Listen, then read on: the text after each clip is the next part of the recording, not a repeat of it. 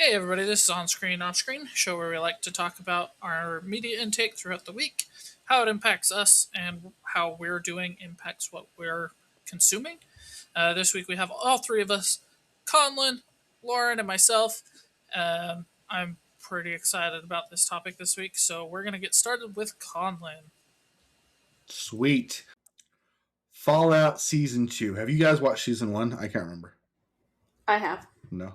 Okay. I loved Season 1. I'm not the biggest fan of the games. I like New Vegas. That's about it. I love this show.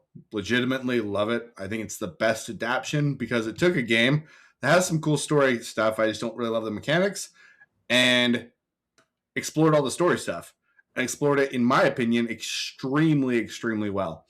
And this one's kind of a hard one to review because, like, do you like season one? Did you like season one, Lauren? Uh-huh. Yeah, if you like season one, you will like season two. It is largely more of the same thing, but they do expand on the lore a little bit. You do actually get to go to Vegas, which is super cool. There's these big horned Manitar monster things that they fight, and it's awesome. They get a little bit more complex with the political aspect. Like there's a group of people that's a warring village that kind of wanders, and then you have the group that's with the mechs, and then you have the group of the underdwellers that are starting to pop up, people who have lived inside of the shelters, and each group is coming together, so you have more political aspects to the show. There's also another group that comes into the very end that is run by our main girl's dad, and he's basically brainwashing people and teaching them how to be civilized. So you have to deal with that also. It comes closer and closer to the Civil War, where everything's just breaking out and it's going crazy. And the warring faction kidnaps our main girl and addicts her to drugs.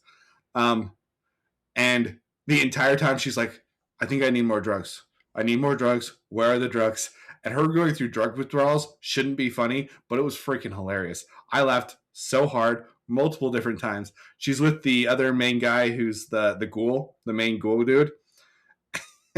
And she's like, is this how you feel all the time? All I want is drugs. Where are the drugs? I thought it was so funny. They have a good relationship. It's very charming in a dark satirical kind of way. There's a part where she thinks that he's not worth saving and she like pushes him out a window and he gets stabbed to the chest, but he's almost immortal. He believes that his family is alive and nothing is going to stop him from going forward. You have this like twisted kind of anti-hero character that has these heroic traits that you want to root for. He's trying to connect with his family, and you can't help but want him to succeed. And that's what I love about this show is it's very hard to do anti-hero. It's very hard to do gray stuff and have it come across as enjoyable because you have to have enough good aspects to each of the characters for you to root for them. And each character, every single one of our main characters, has a lot of these gray elements to them, whether it's because of the way that they grew up or it's their past or whatever it is. There's a lot of gray aspects to them. And we get to celebrate that. We get to see them grow. We get to see them change. We get to see the history of how this all happened. Why were there atomic bombs? Why did it all fall apart? And the history is unraveling in a really enjoyable way. It's just a good show. And Josh, I know you're not that big of a fan of the games either, but I think it's a show worth watching. It's very, very well done. Very well done. From what I've seen of like season one, and I think I've seen the first episode of season two, but I'm mad at Prime for putting freaking what's that called? Commercials into a thing that I'm already paying for. So made me really angry, and I stopped watching it just because the commercials were so frequent that I could not make it through. That's ridiculous. The Drives me second, nuts. yeah. So, but I do like this show. The first one, it's interesting because her, like, you have this character that's like this goody two shoes, okie dokie type of girl, and it's showing you how like this world corrupts everybody to be these absolute pieces of crap that they end up turning out to be. And then you have the ghoul who's basically like, she's like, how are you like this? And he's like, you'll see. Just wait long enough and you'll be just like me. And so it's interesting, like watching the slow corruption of her, because like you don't want it to happen, but it's interesting that it's happening. At least that's how I experience that part of it. Um, I yeah, agree. because also you get to see some flashbacks of the ghoul before he became who he was, and he's surprisingly has more humanity than like a lot of the other people. So that's where I think they do that grayness well, because you knew what he was and what his goals are and what this world has made him do, and he's kind of resigned to that, but also trying to do what he can, because he's like, look, yeah, I kill people because in this, if you think you're helping them when you shoot them in the leg, but really you're just like making them suffer and they're gonna die anyway. So just take them out. You're not helping anybody. Because in that first episode, I think was when she was like trying to. She's like, "Oh, come on, guys, can't we be friends? Can't we just talk?" And then she ends up making it worse because she's trying to be good in a world that doesn't understand that, and Yeah, it's a very interesting take. And I think, yeah, yeah, it is. I I need to find a thing to watch it where there isn't so many freaking commercials, because it's Hey, insane. There's Josh, many. you might be able to help with that. Yes, I can help with that. You can just log into my Amazon account because I pay the $2 a month to go ad free. Okay. Cool. You can log into mine too. That would be totally fine. They can watch that and I'm gonna all the log other on to stuff. They got a lot of everybody's stuff good Amazon. stuff there. Yeah, log on to everybody's Amazon. You have to watch it on everybody's Amazon once. So You who's watching, I'm coming for your Amazon. If you're it's a paying the good show. extra for no commercials. If you're a cheapo like me, you're safe. I like the main girl too. She is a dramatic example of the difference between the world and goodness. And they make it a little overly dramatic, but it works for the show because the show is overly dramatic. And it's just good. It's a good show. I love this season. I gave the first season of 8.5. I'm giving this season an 8.5. I cannot wait for a third season. I hope they keep this show going forever because it's just really good and they have so much content and story that they can pull out of the show. So much. Anyway, Yeah. that's that's kind of the topic. It's a good one. So with the game, because I haven't played any of the games and I've watched the series, you were you saying that like it's not worth it to play the games? I don't love the games, neither does Josh. They're just a little they're a little Dumb, draggy in my opinion. boring, uneventful. No, they're fine. It's Skyrim, but in the Fallout universe. That's literally all that these games are. So if With that works for more you, great. If that doesn't work for you, like for me, it's the whole Falloutness. That landscape, everything being brown, and all the Hmm. dialogue not necessarily being given to me, but I have to read a lot and all that kind of stuff. Hmm. It just creates this environment where I'm like, I'm just not that interested. So, like, a lot of people say Fallout New Vegas is the best because it's the most unique. it is It is the best, most unique, this but one. to me, it's still not different enough to make it any better or worse than the other ones because All they from the are same group. all the exact same. You start in a fallout shelter. You lose a family member in the shelter. You leave the fallout shelter to try and find said family member.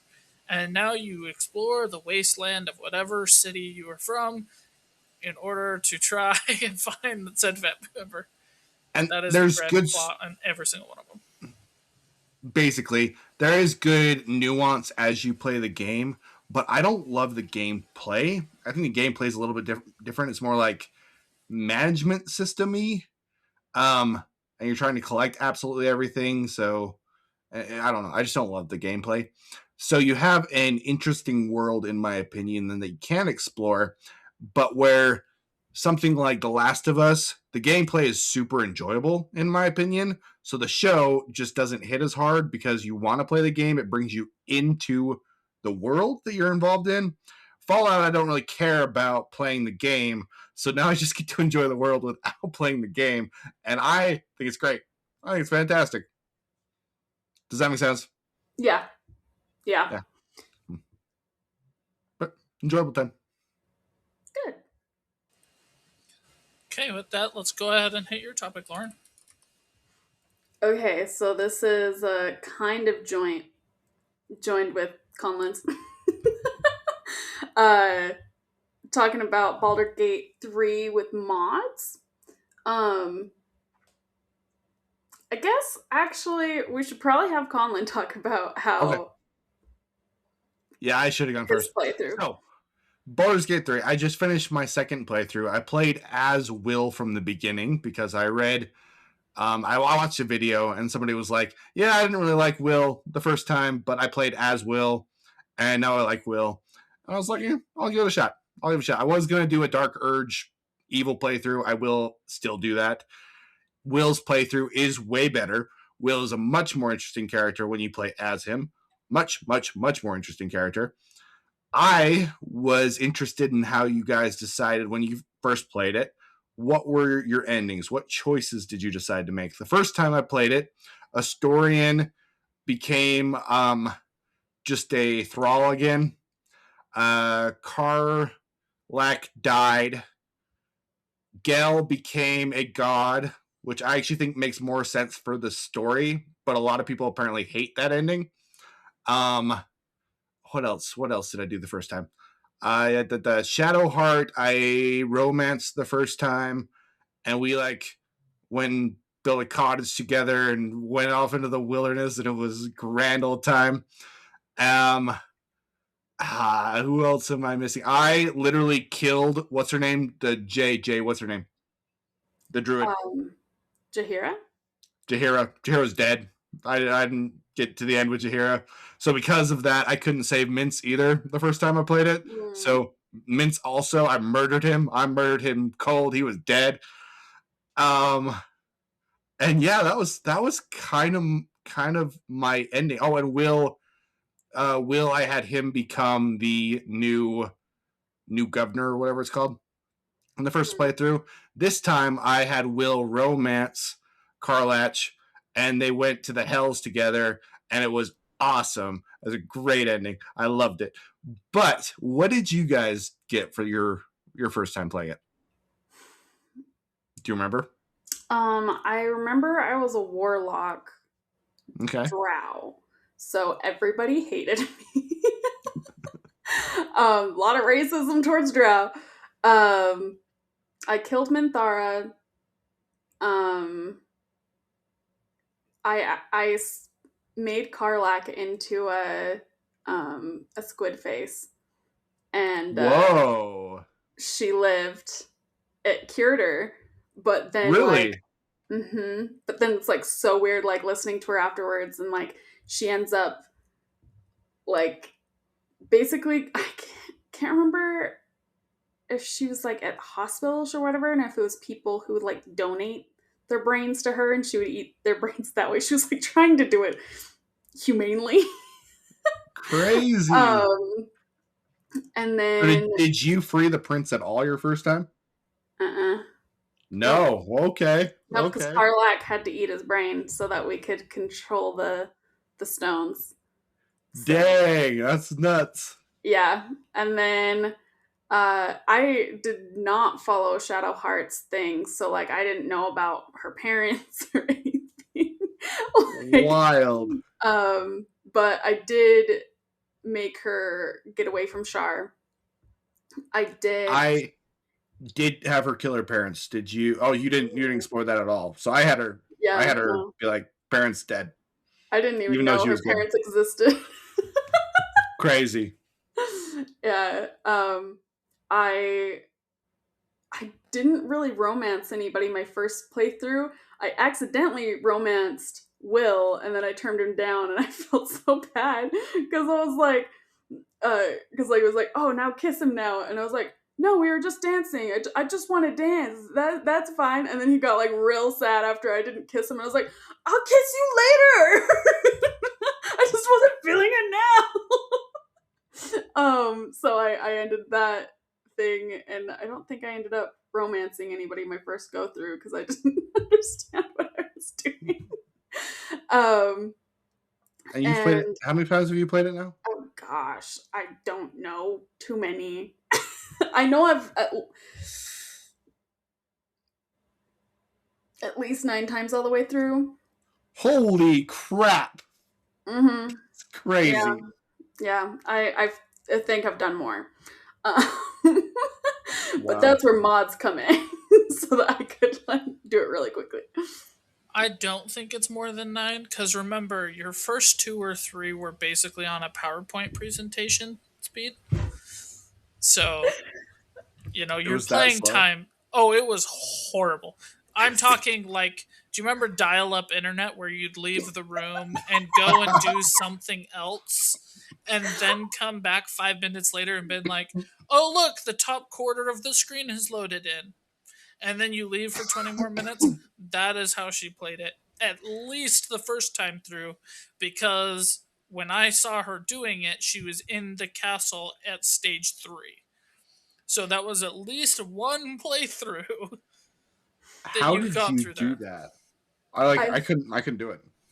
So my first playthrough was actually when I was recovering from a dental procedure, and you let me borrow your computer, Yeah. and so I played it through.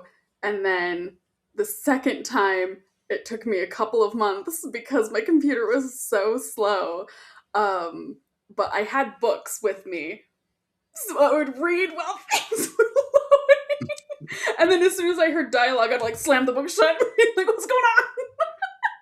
And then it would be like the backgrounds would not load in. My characters were usually just like It floating. wouldn't even load the entire thing. Any floors, walls, sometimes a wall, uh, a lot of invisible NPCs. I was very obsessed with this game. So yeah, I would click Alt, and that would tell you the things that you could click on. So it would pop up little tags that I could click on. That's how I played it the second. That's literally nuts. That's what made me get my So you computer. literally had an actual point and click adventure. That's Yeah, yeah. Um, Yeah. But yeah, I played it several times through because I think I played all the way through as every different class you can be. So I think that's 12. really But wow. yeah. Um, yeah, because I wanted to 100% the game. But I became really powerful when I got mods. And so combat would just like be over instantly, and you can get through the game really quickly that way. So I just would get this necklace that makes it so that everybody kneels at the first, like as soon as I get into combat, and it's my turn. I make everybody kneel, so all of their turns are null, and then I do like 50 points of damage, and I have a 100% chance of hitting everybody. So everybody's dead. Um, but yeah, let's see. Carlico's a squid. Kills dead. Um, no, that was my second playthrough. I killed him. That was really sad. And then because at the party that you go to, he has like this, it's like the little messenger person who, it looks like him, but he's all misty, and he's like, oh, Gail wants to see you, this, go meet him in this meadow or whatever. He has one of those, but it's like, here, Gail has a message for you, but he thought that this would be more personal, and it gets real sad as he's like, you're like my only friend, and he was like, oh my god.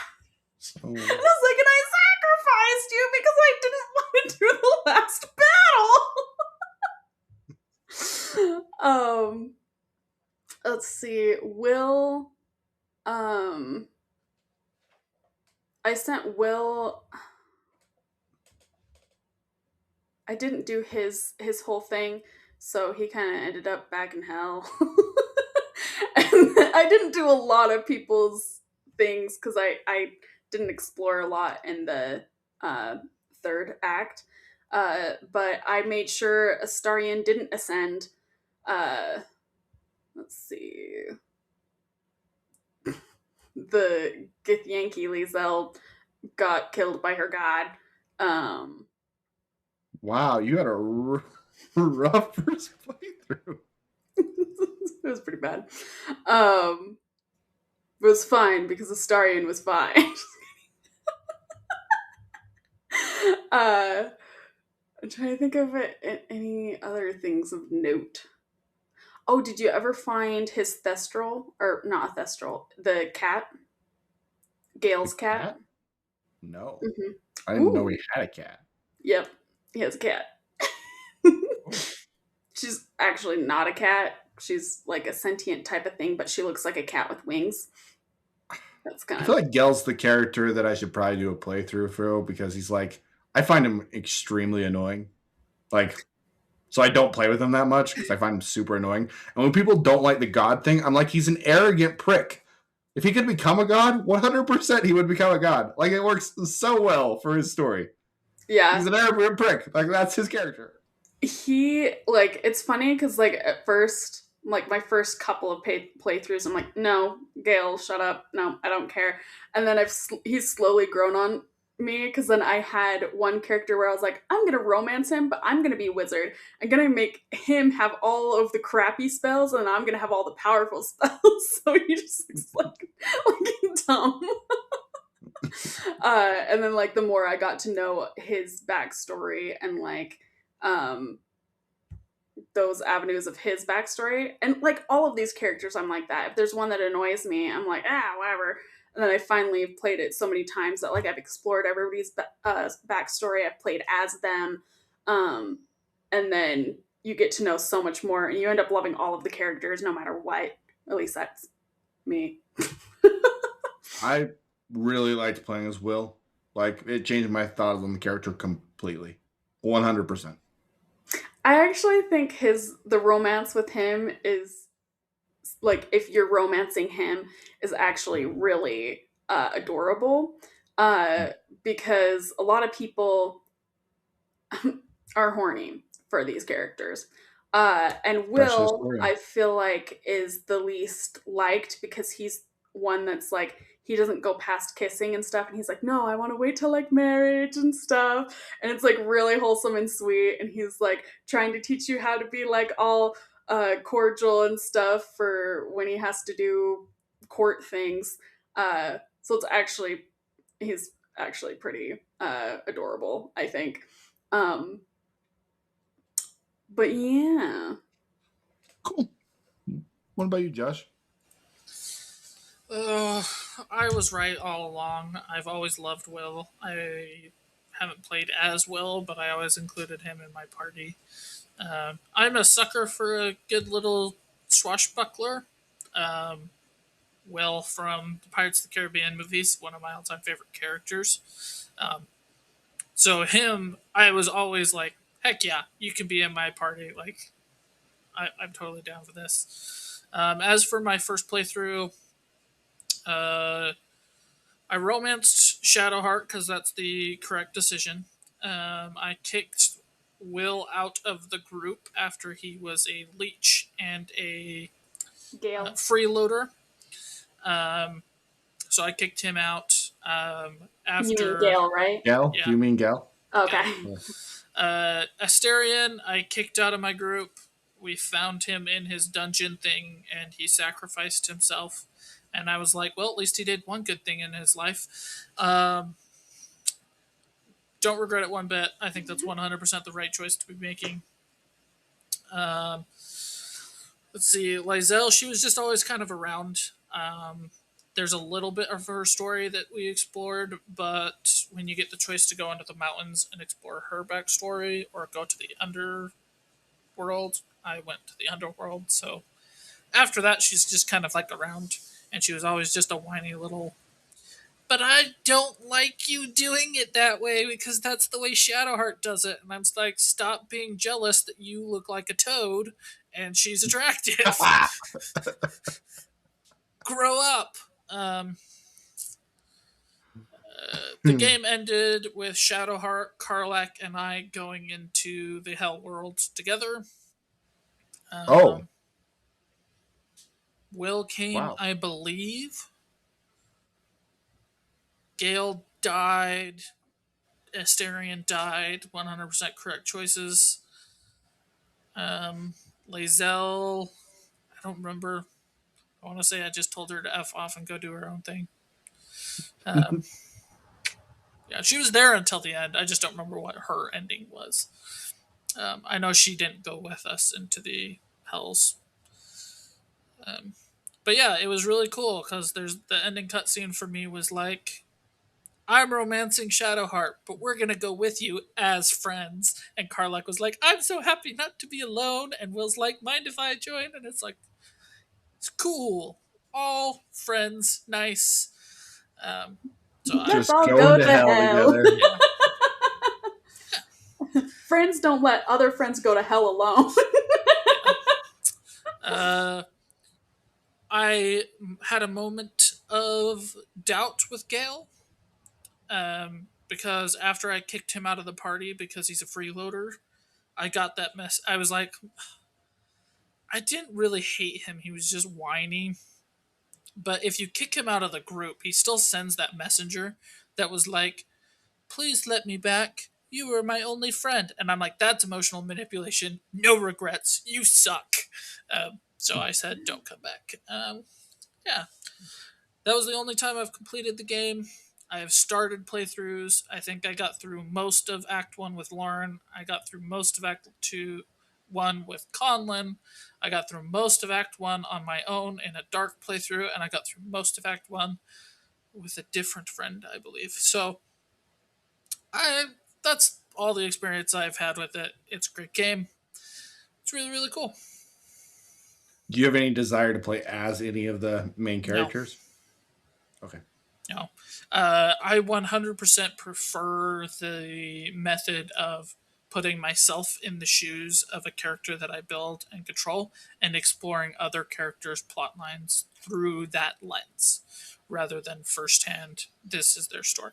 Not saying that's a bad way or a wrong way to play. It's just my I prefer to pretend like I am a character in this game and not like I am Will.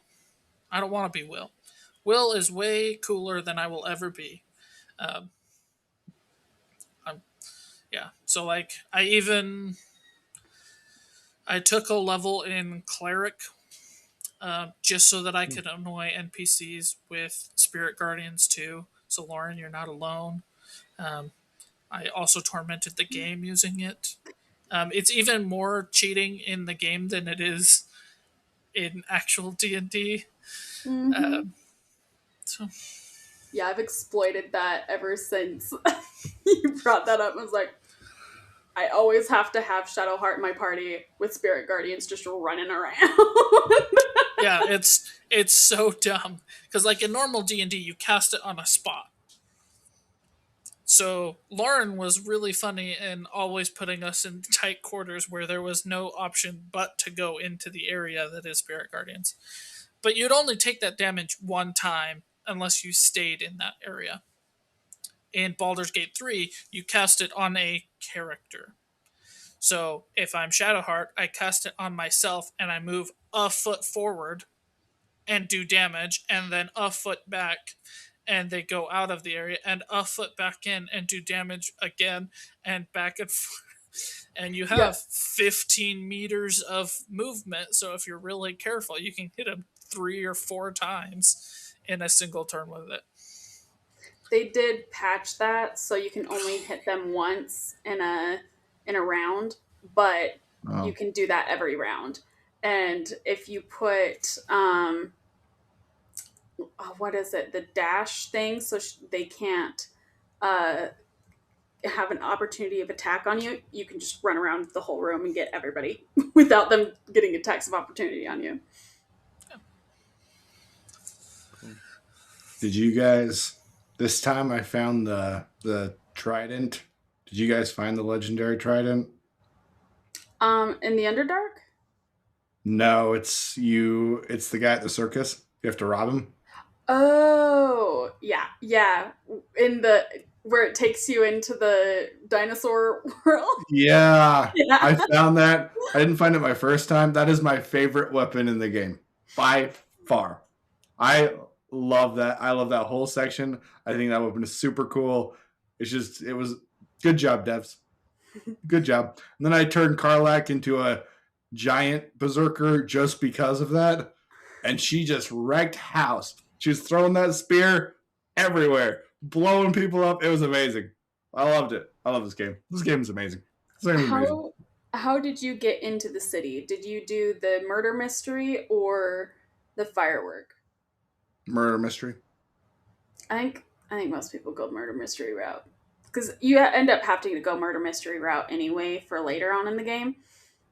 But it's interesting, like going around and talking to people and Orin popping out everywhere. Freaked me out. I started thinking everybody was like gonna get me. Um, Yeah. I want to do a dark playthrough. I also think it'd be cool to beat honor mode, but that seems really hard. But I think it'd be fun. not with But I think I want to mods. do a dark blow. Then super easy. How did you beat honor mode? Easy. I got a mod that every single time I cast magic missile, it just killed everybody. I looked in their direction and they died. They died. It's a spell called Withering Gaze. It just kills you. Yeah. Um, in the goblin camp, did you talk to Priestess Gut and drink her potion I did the second time. the second time? The I second was time. like, it was so funny because the first time I was a drow, so the sleep drought didn't work on me, and she got real mad and just attacked me, and I was like, what the heck? And then I was like, the second time I made sure that I wasn't a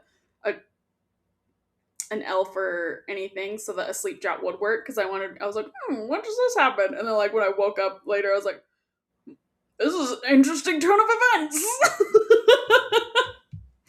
I played a drow my first time too, so kind of the same Yeah, situation. yeah. But it's It's just there's so many hidden things in there. I've been watching videos because I wasn't going to do it until I got through a second playthrough. I still don't know if I want to do it before I do a dark playthrough. But there's so much stuff I missed, which is insane. I've played this game twice. I've spent a lot of time on this game, and I missed a ton of stuff. I still Ton find of stuff. things that I haven't because like I still haven't found the little gnome girl at in the Underdark. That's Really? yeah. Wow. Where like she's like ow shitsy. um where she's threatening to like blow everybody up if you come closer or whatever. I've never found her. Crazy. I Just, found her both times. yeah, I mean I do the whole thing of like finding the boots, chopping off the drow's head, do all that, go down and do the armor stuff, and I'll do everything in the Underdark. Well, I guess not everything. And I just barely found the fish worshiping like a god that they think is a god. Um, and then like I'll do the Underdark and I'll do the Mountain Pass. Yeah, there's still That's what stuff I that did I'm too. finding. It's insane. It's Uh, insane. third act Such an is impressive game.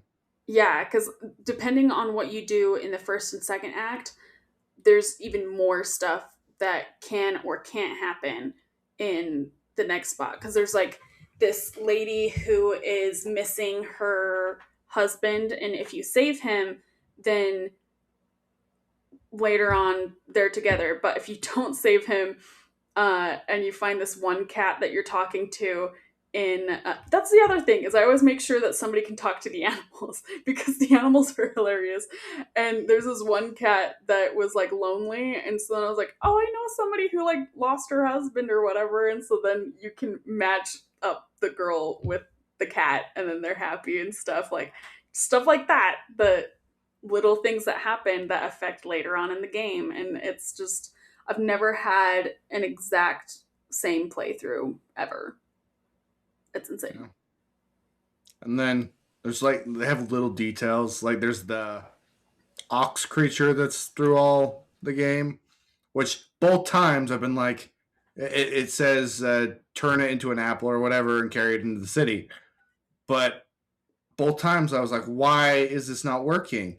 And if you don't pick up the stupid apple, it disappears. And I didn't pick up the stupid apple. I had to look it up because I was like, I've done this quest twice. Why is this not working? It drove me crazy. I But you have just have to pick up never the apple. It's on the ground.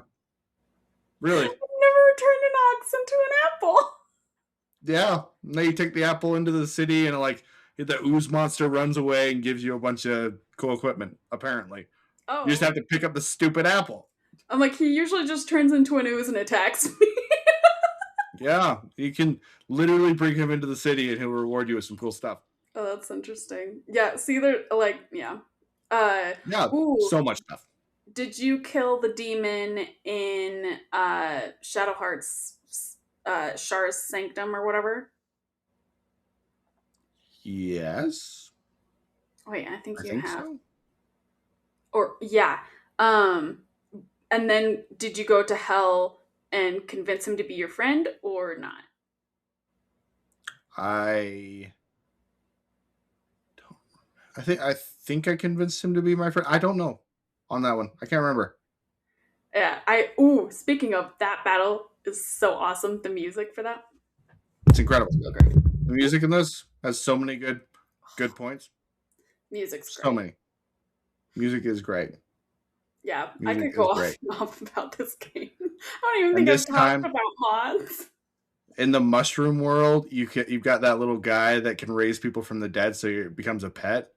And there's a mimic in the tower, and I was like, I wonder if I can do that. So I had Karlak drink one of those potions that increases your strength, and I emptied everything out of her inventory. So she picks up the mimic, puts it in her inventory. I went back to the mushroom town, and I had a little mimic pet for the entire Underdark, and it was awesome. Oh my gosh. It Ooh, was did you cool. get I really liked it a lot. I like going to the alchemy tower and making the robot hug me. So we should talk about mods because I'm genuinely interested, and we've gone way over time on this topic. Tell us about mods. I haven't done mods for Baldur's Gate at all. I would love to. I'm sure there's some great ones. I have a lot of like aesthetic mods. I haven't tried any that add more to it other than like giving me different powers and different classes and things like that and different spells. Um, so I have, like I said, the amulet that makes everybody kneel so that it makes combat go really fast. Um, I have I have mods that fixes Shadowheart's hair because I hate her hair. Um, Why? I do not like her bangs. They're so weird. Um, but I fixed it. It's fine now. And then but like I love modders. They're amazing. They make it so that like they do this for free and then you can just download it for free and it adds to stories like any modding community. I think it just adds to the story and I'll go into mods next episode too. And makes the game like replayable because if you start getting like a little bit because for me I was losing interest because there wasn't as many classes or as many races and so I have like several new races that you can be so you can be what is the night song, you can be one of those. I can't remember what they're called. Oh, that's cool. So I you can don't have know what like it's called either, but that's cool. wings and stuff and that's pretty cool. um and then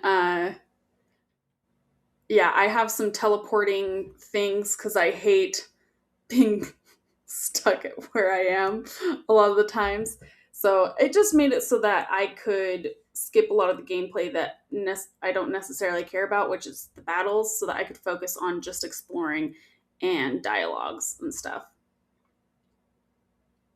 So Cool. Yeah, I would love a mod that makes Scratch better at the end of the game because the beginning is awesome, but at the end of the game he just dies immediately because he's super wimpy. I want him turned into like a dire wolf or something. That'd be sick. Do You something like put him that. in combat? Absolutely, all the time. I just had, like, if Constantly. I had him in combat, I just had him go and help people up. I didn't have him attack anybody. Yeah. I'm having him bite people all the time. You only have 2 health left. Go bite him. Poor boy. Yeah, I want him turned to a direwolf. There should be direwolf form Scratch. That'd be amazing. Did you get the Absolutely. owlbear? Yeah, both times. I like at the end that you can call him it. My first playthrough, I didn't realize that all of the people that are like, and you have my sword and my axe and all that stuff. I didn't know you could call them in the final battle. I was just like, You thanks, didn't? guys. No, I was so mad when I figured out I could have them come and help me. I'm hearing this for the very first time, and I'm pissed because the last battle is one of the most frustrating gaming experiences I've ever had. Really? You Yeah, didn't it know is you could call so them either. hard. With you and two other people, yeah, it's like freaking impossible. You and two other. What? I didn't know you could call in extra help. It was just me and my two party members or three party members, whatever it is. Oh, Mm. So you didn't know about it either. Oh, Yeah, you can. It's like your turn, but you call in, and it like brings in like 7 harpers to come help you, or like whoever was like, oh, and you can use me in this. You can have like the city watch come and help you, and stuff like that. Um.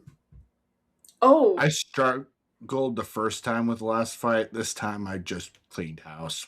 I wrecked. did My what? party was so much stronger. What did you do with the windmill? I untied the thing, dude. Hey, Josh, tell him what happened with the windmill. I thought I was pulling the brake because I read break, but it said not break or something like that. And he went, And he flew off and died. That's awesome. Ooh, I found out if you go to the Underdark and you help Wilburn, that gnome, uh, before, and you get him to go back to your camp before you finish off the goblin camp, you can get him to set off fireworks for you when you're in your party. That's That's great. cool. Mm-hmm. It's kind of fun. That's cool. It's a fantastic game. Are there Mhm. any other mods you were like, I really love these ones? Um, there's one that like makes you a vampire and it makes you pretty powerful. I do like that one. Um, I like ones that add classes or races. I think that adds to it. Um, the ones that make it so that battle's super easy is the Dark Urge clothing mod. Um, yeah, I this is actually probably a game that I haven't modded the most, but it is super easy to mod because it comes up with the game now. So like it has like a tab that you just go and then you click what mods you want, and it's super easy. But Cool. yeah, see Good whatever game. your heart desires. Like, truly just excellent. Yeah, They did a good job. I'm really excited for the next Divinity game. I'm really excited for Divinity. yeah. so Conlon, it's time for the big question. Yeah. After your second playthrough, what would you rate it on a scale of 1 to 10? This game's like a 9.6. It's amazing. It's an amazing game. Lauren? 10. Yeah. Easy 10. It made me buy a computer. I literally spent like $1,500 for this game. You wanted it for a lot of reasons, but yes. But what tipped it over the edge was because I wanted to play Baldur's Gate. Also, you were That's finishing up insane. school and animation. I think that was another big reason. I mean, I'm pretty frugal, and so I could do all of that stuff at the school, and I worked at the school, so it wasn't out of my way to just do my homework there. And But then I was you like, were oh, but it's responsible if ending I get it school. from my school. You're finishing up at school. That's my That's true. point. That was part of your mindset. Okay, we're gonna go ahead and go on to my topic. Um, this is all due to Lauren. It's all her fault. Um,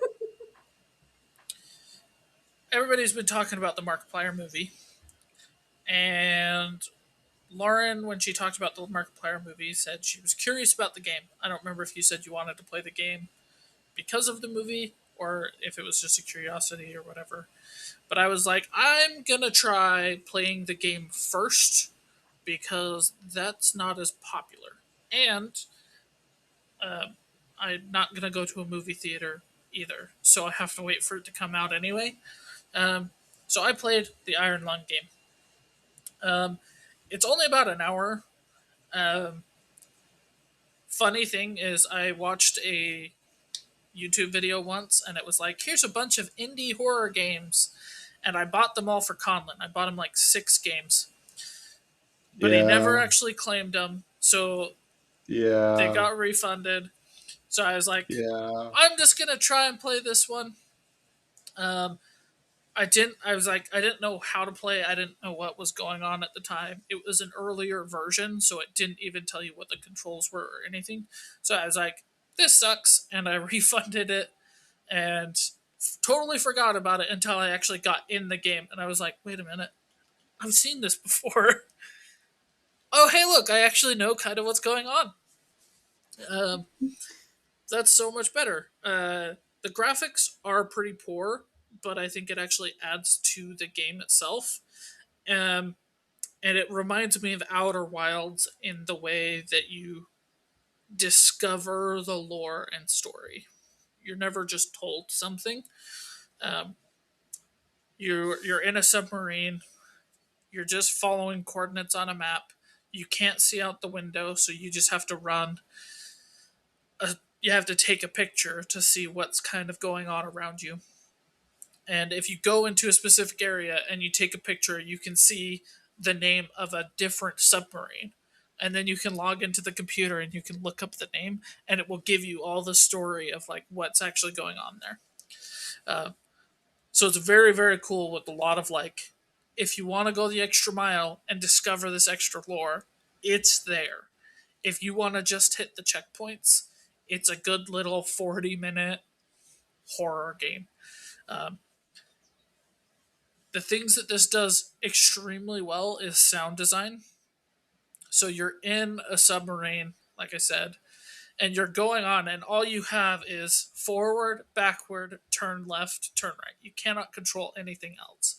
And you're going along, and you have a little radar, and it says, it starts to boop, boop, boop, and you can kind of see, and you're like, oh, what's that? So you face it, and you take a picture. And most of the time, it's like a wall, a shrub, something like that. And then sometimes it's like a big thing. And you're like, oh, shoot, let's not go that direction. But then you can kind of start going in a direction and you can hear things outside your submarine rubbing against the submarine as you go by or as you're standing still. Or if you go into a specific area, something knocks on your submarine and you're like, I was like, I'm not even gonna look. I'm just gonna go. Not No pictures. no pictures. It didn't tell me where it was to point at it anyway. I just heard some knocking and thought, heck to the no. Um, it's got one really, really good jump scare. It has a feeling of urgency. So what you do know is that you're sealed into the submarine and you're trying to do research to save the human race. That's kind of what you know. Uh, and so you're going around and you're getting to these points and you're taking pictures of those things and they're supposed to research them or whatever. And you're going around, and your oxygen is lowering, and you can punch holes into the submarine so it can slowly fill with blood because it's a ocean of blood that you're exploring. And so like they do such a good job. It's like I said, it's 40 minutes if you just hit checkpoints. If you do a little extra like I did, I played about an hour and 15 minutes, hour and a half ish. So I got some of the lore. I watched Markiplier play it twice, both his first playthrough and his new patched version playthrough, where he just went and did lore stuff. So I missed a ton. So much that I actually missed so much. There's actually a piece of paper in the sub that tells you a lot of backstory, and I was like, "That was in there," and it's just like sitting there in the middle of the floor. Like I had no reason to miss it, but um, it's a really good horror game. Um, I played it lights off in my room here with headphones on, with my spatial audio turned on, You're so and brave. it definitely like it's slow. It's a slow burn. You get in and you're like, okay, I'm gonna go look at that thing, and you go, okay, that's what that is. Okay, cool. And then you go hit the second one, and you start to hear some stuff going on, and you're like, okay, my heart's raising a little bit. And then you move on to the third one and the fourth one, and then the fifth one. Weird things start to happen, like the submarine starts to shake, and then you turn around to get out of there after you do it, and you're suddenly not where you were. Um, they do they build up to it. Um, if it was longer, I think you'd get used to it and you'd move on. But the fact that you can just do it in like 40 minutes, I think is just the perfect amount of time for this game. If you do love this game, the guy who made it made a second game, but that one doesn't look as fun to me. Um, but yeah, Colin, I think you'd absolutely really like this game, specifically because you could just do it in a sitting, be like, that was really cool, and then be done. Um, Yeah, it looks good, and I'm an idiot. Lauren, I actually think you might have some fun watching Markiplier play this game, but I don't see you actually just playing this game by yourself. Yeah, it's pretty good. Yeah, I think you'll like the movie then. I'm excited. Whenever it comes out, I will support him. I like Markiplier. I think he's a good person, which is so rare. I want to support him. I want him to have my money. I'm just not willing to go to a movie theater for it. So Please, please, when it Markiplier, comes have my out, money. I will buy a physical copy if I have to. I will buy it on Amazon Prime probably because that's the most likely scenario. But yeah, I do want to watch Cool. it. Everybody is really liking the movie. It's what I've heard from everyone. The more I think about it, the more I like it. Well, the thing that's astounding to me is his opening weekend was 7 million, and you go, okay, those are just his fans supporting him. Uh, his fans are rewatching it. His current total is $32 million profit.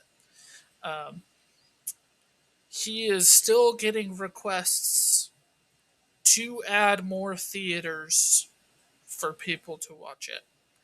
Um, Wow. he is developing it in other languages. He is working on that. He wants to give it to the whole world. And what's most That's cool. exciting for me, I watched him do like an hour-long video where he just talked about it. He wants to do more movies. Good. So he's like, I don't know what I want to do next, but he knows that like what roadblocks he had making this movie. So he's like, I'm gonna spend the next like 6 months actually planning out and developing a process that works better for me, and then I'm gonna make another movie. So I think that's awesome. His That is this cool. set for Iron Lung is insane because it's just The submarine, right? Except it's like one of those Disney rides, that they can like move it He however went they want. to the Disney, or maybe not, maybe it was Universal or Sony. He went to one of the top level filming production stages to Yeah. film. And And that is so so cool. when you watch the movie and he's getting thrown around in the sub, they're literally just throwing him around in the sub, and I was like, "Oh my gosh, no! Oh, ow, Mark, I'm so sorry." Yeah, he I'm actually so talks about sorry. that filming day, and how beat up he was, and how much they kept being like, "Hey, we only have this for 2 days, so we need you to do another take." That was one of his things. Like, I want to streamline this process so that I don't have to go back and do things again. And yeah, Yeah. so I'm excited to see it. I think it's a good game. I think it's absolutely worth playing, and I'm sure the movie's absolutely worth watching. I'm looking forward to it whenever it does happen. So that's all I have to say about that. Let's go ahead and move on to our shared topic. Lauren, this one was yours, so why don't you get started for us? Okay, I'm definitely going to be the most positive about this. This is The Good Dinosaur. I know a lot of people don't like The Good Dinosaur, don't remember The Good Dinosaur. Um, but this movie came to me in a time in my life that I really need a slice of home. And the scenery, I've watched the animation of this movie, like the behind the scenes thing, and it was showing how they took places of Utah, Colorado, and I believe Idaho. Am I, or maybe it's Wyoming. Anyway, Probably Wyoming. probably Wyoming. um, and they kind of meshed all of those landscapes together in this movie. And at the very beginning, I remember watching it, and there's one clip that I'm like, that's my hometown. Like, you take my town out of it, and I'm like, that's Barney Top. What the heck? And it was so like, it hit me that it was like a home right then in a time that I really needed home. And like the music with it goes along with like the nostalgia. Like the music sounds like the nostalgia I have for home. So everything just like wrapped up in this. And this was a time that I was going to be alone for Christmas. And so this movie has snow in it. So obviously it's a Christmas movie. So Oh, I watch this movie every Christmas because it felt like the home that I wasn't able to go to. Um, and like the story isn't anything daring or new. And I find comfort in that. And then also, like, the animation of the scenery is just gorgeous. And I remember I worked at Bryce Canyon at the time, and I was driving to Bryce Canyon to go to work, and I saw somebody on off the side of the road painting the landscape. And then when I saw the thing of like how they are making this movie, they showed that person doing that painting, and I was like, "Oh my gosh, I saw that person on the side of the road painting that's for really cool. The Good Dinosaur." Um, and it's yeah, me watching the process of them making this movie was what uh made me so interested in animation. Um, it wasn't the movie that made me want to go into it, but it's the one that made me very interested in the process. And I mean, I've always been curious, but watching like the people having fun making this movie I was like, oh, I want to be part of something like that. That would be so cool. Because there was this one part where I think it's Milo is trying to get up onto the cliff, and they're like, how do we get him to like bring himself up? Like, how does a, his type of dinosaur try to get up on a cliff? And so it was really funny because that was something that they had to like brainstorm of how he was gonna get up, and then they finally had it so that like he like puts his head up and has to like use his neck to try to bring the rest of his body up and then like flip and stuff.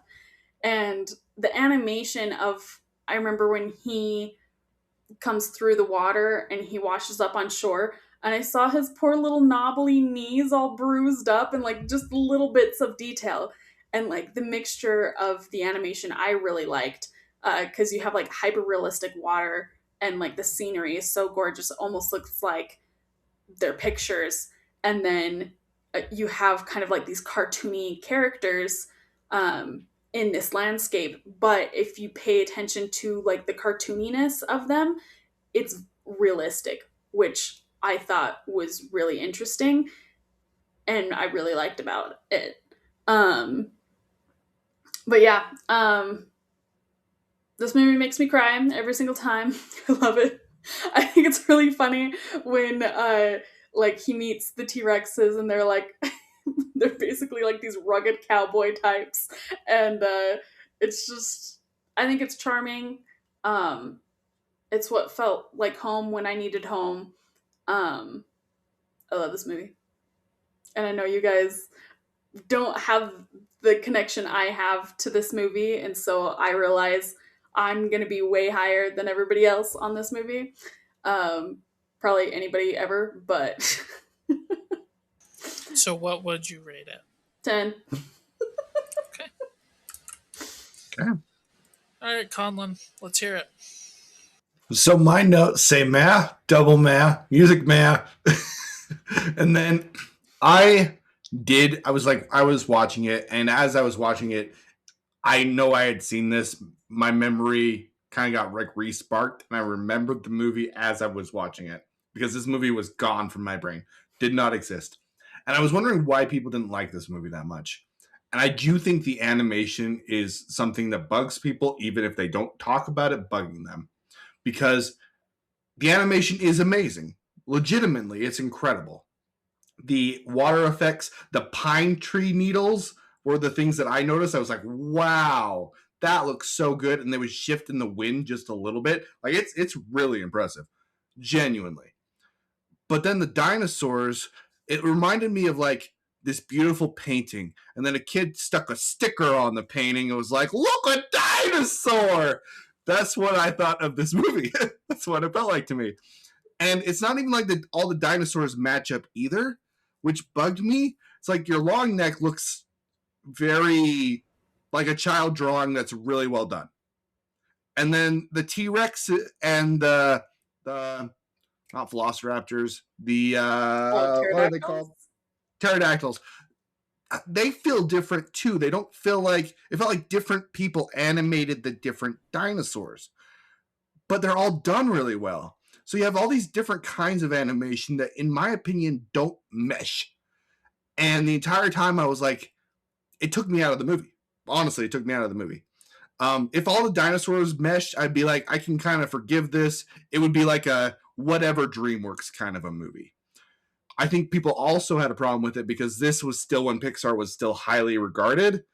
And then you have a movie that, in my opinion, is pretty meh. Like the story is fine. It's not bad. It's fine. The characters are fine. The T-Rex part is literally probably my favorite part of the whole movie because I was like, that's kind of charming. I like the yeehaw thing. I kind of like that. There is really good animation. Like there are good aspects to this movie, but they don't blend. And there's nothing that is great about it. It feels like Pixar didn't make this. It feels like a Disney 90s movie before the Renaissance when they were kind of like making animated movies. And some people have seen those, like The Little Toaster Went to Mars, but a lot of people haven't, and they've forgotten that those movies exist. It felt like that kind of movie to me. I'm not mad that I watched it, but there's nothing in it that's really great to me. And I do think if they would have connected the animation a little bit more, it would have hit better. Because I was thinking about other examples, like the Looney Tunes movie. Nobody likes that movie. I actually do like that movie. I can like it when it's real world and then you like put the cartoons over the real world. Pete the Magic Dragon, the really old one, kind of a similar vibe there. I like that movie. But everything feels like it's connected, where this one, the animation styles, all of them felt like they were done by different people, besides the landscapes, because the landscapes are very uniform. I don't know. It's a weird movie. This is a weird one for me. I don't really know how to rate it. Would I rather watch this than Black Panther? Yes, because it's shorter and Black Panther takes longer to get through. So it's slightly above that. I don't hate it. It's fine. It's like a 5. I would have given it a little bit more than that because the animation's really good. I'm going to give it a 6. I'll give it a full point because the different animations separately are extremely well done, and there's nothing super bad about this. It's just, meh. I do have to ask, did the Triceratop make you laugh at all when he was going off about the names of the animals that were... Yes. There's some good spots in it. It's not a terrible movie. I just remembered that part while you were talking, and I was like trying not to laugh, thinking of the thing where he's like, "This is Dream Crusher. He keeps my expectations realistic." And then he's like, it has like all of these different ones, and then he's like, goes to this bird. This is Debbie. Like, it's all of them had like elaborate names, and then Debbie. Anyway, sorry. I just had to remind everybody that that part of the movie exists because it was making me giggle. Okay. All right, on to me. I was curious after watching this what the common criticisms of it was. So I watched a couple of videos and did some like Googling. The biggest criticism that I heard in every video I watched and every Google search was humans and dinosaurs weren't actually alive at the same time. That's a stupid criticism. That is such a stupid criticism. It is unbelievable. And I can't help but think about The Croods, something where humans and dinosaurs exist at the same time, but people love that movie. And that movie sucks. The other criticisms we've already kind of talked about. It doesn't push any boundaries narratively. It doesn't have the quick wit and fast dialogue that we had come to expect from Pixar.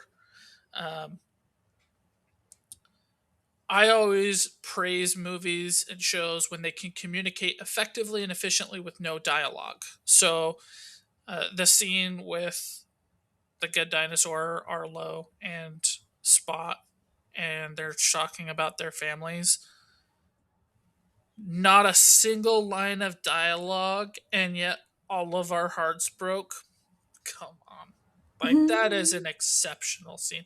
That is a top 10 Pixar scene if I've ever seen one. Wow. Like, you show me another scene that effective, and like, it's a top scene.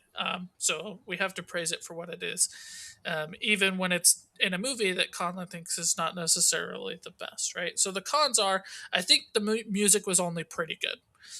I don't think it was extraordinary. I also don't think it was bad. I think it was a little better than meh, but not by much. It was kind of just like, yeah, good Pixar music. It's kind of there. I don't feel a need to go back and listen to it, but it did its job. It was good. My next criticism is kind of a joke. They were able to invent a planter tool, but not a plow, so they have to drug their face through the mud. Little inconsistent there. My only real criticism for it is the long necks. I actually didn't have a problem with the animation of any of the dinosaurs except the long necks. And it's only because I saw the Spy Kids thumbs, but green and long. Like, that little crease right there is that's totally a long fair neck. That's all it is. It's just my thumb, and it's going across the screen. And just a me thing, but that was really bothered me. All the other dinosaurs didn't have a problem with. I do think that it was interesting that they chose to make the backgrounds such incredible realistic animation. The water, and yet the Crazy. Dinosaurs themselves were cartoony. I don't think that's a bad choice. It's just I literally just saw thumbs with the long legs. And like Lauren was talking about when she showed the bruised knees, I saw a bruised thumb, and I was like, why? Why did you draw a thumb? Why couldn't you have drawn anything else? It's like they literally were like, here's my reference photo. I'm going to turn my thumb. Okay. Yep, creases done. And I was like, ugh, that did kind of bother me. Pros.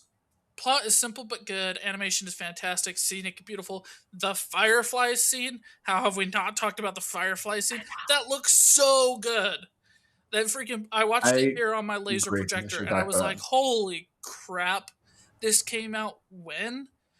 Um the storms, the water, Spot is so likable, and I thought it was very interesting to be like, he's a caveman, so he's like a dog.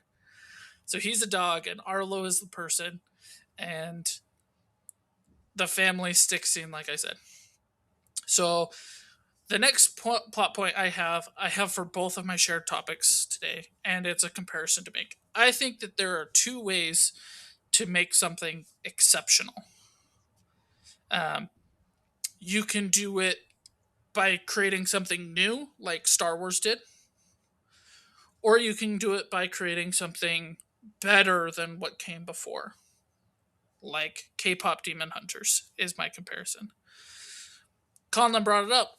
There's nothing new under the sun with K-pop Demon Hunters, but I think the way in which they portrayed that story was better than anything else. So that's why K-pop Demon Hunters, to me, is exceptional. I think The Good Dinosaur is the exact same. It is exceptional. I absolutely loved this movie. Um, I think it's a top 10 Pixar film. I was debating about whether to Wow. put it about 8 or 9 on my list. Um, it is so underrated, it is so unsung. And I agree with people. I agree. There's nothing new under the sun with this one. It does exactly what you think it's going to do. Oh, look, the opening is the Lion King. Oh, look, it's literally the same scene as Mufasa's death, yet again, except the dad makes the most heartbreaking face you've ever seen in a Pixar film. Um,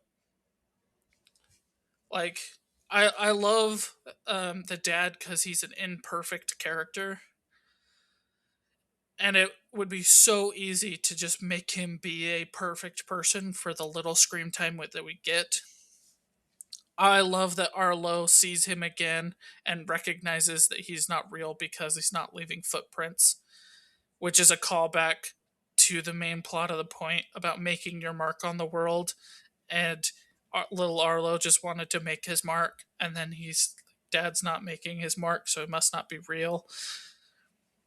Um, One of the criticisms I heard is like, it's just kind of like little plot point, little plot point, little plot point, and it's not really a cohesive story. I think it's more like the story of the Golden Fleece, where your end point is not necessarily what the story is, it's the journey along the way and how everything ties into each other. I think this does it exceptionally well. I absolutely loved my time watching this. This was such a good watch. Um, I was really wanting to give it a 9 or more out of 10. Um, I do have to knock it off 1 point because I also had watched this before. I didn't have that, like, oh, I remember this happening. I just remember, like, I've seen that scene before. I've seen that scene before. I've seen that scene before. But not like I knew what was coming. It was pretty much a new watch, but I did have that, like, okay, I have seen it before. I have forgotten it. So I do need to knock it down because if it You was don't really have that to. good, I would have remembered it at least a little bit more, right? So I'm going to land on like an 8.3, 8.5 ish. I think it's That's pretty awesome. good. I think it's really, really good. I will absolutely rewatch this again. Lauren, great recommendation. I think this is better than most of what Pixar has made. That's awesome, Josh. I love that you loved it that much. That's super cool. Real question. For real. Is it a Christmas movie? No. No, this is not a Christmas movie. I don't even remember snow other than being on the very top of the mountain. Like, no, it is not a Christmas movie. It's my Christmas movie though. You can watch it on Christmas. It's all about family values. Like, it meets that Yeah, mark. It's got I some. realize like this is not anybody's Christmas movie but mine, very specifically. So I always like people always ask me like, "What are you doing for Christmas?" I'm like watching The Good Dinosaur, and people are like, "What?" I was like, "You don't have to understand it." All right. We're going to go ahead and wrap up this episode. Thank you, everybody, for watching and or listening. Next time, we are going to be watching The Artful Dodger Season 2. So keep that in mind. Watch along if you'd like. Like, subscribe, share, comment. Tell us what to watch. Tell us what you want us to talk about. Um, Thank you again. Have a great day. Remember to be better today than you were yesterday. See you guys.